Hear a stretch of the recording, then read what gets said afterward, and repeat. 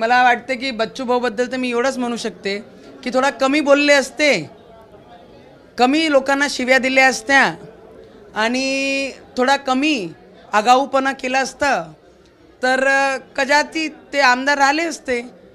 थोडा कमी आता तरी त्यांनी थोडासा बोलण्या भाषणात शिवी कमी केली पाहिजे, लोकांना खालचे दर्जावर पाहणं कमी केलं पाहिजे. मी आहे तर दुसरं कोणीच नाही आहे या पद्धतीने बोलण्याची भाषा कमी केली पाहिजे, कारण की लोकांना हा सगळी गोष्टी आवडत नाही. आणि माय नणंदबाईचं कमालच आहे. नणंदबाई ज्या पद्धतीने दबावाची राजनीती करत होती मतदारसंघात, काँग्रेसच्या बरेचसे लोकांनी राजेश भाऊची साथ दिली.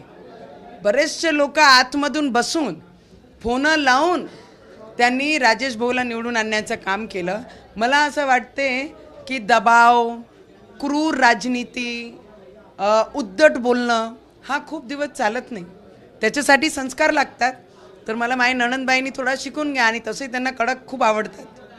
आज तरी आम्ही सगळ्यात मोठा पक्ष म्हणून भारतीय जनता पार्टी महाराष्ट्रामध्ये आहे, तर मुख्यमंत्री आमचे देवेंद्र फडणवीसजी झाले पाहिजे. आज टार्गेट एवढंच आहे.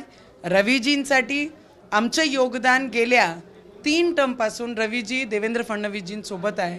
मी माझं रक्ताचं पाणी केलं, लोकसभामध्येही केलं, विधानसभामध्येही केलं. त्यांनी जी जबाबदारी दिली ती जबाबदारी मी पार पाडली.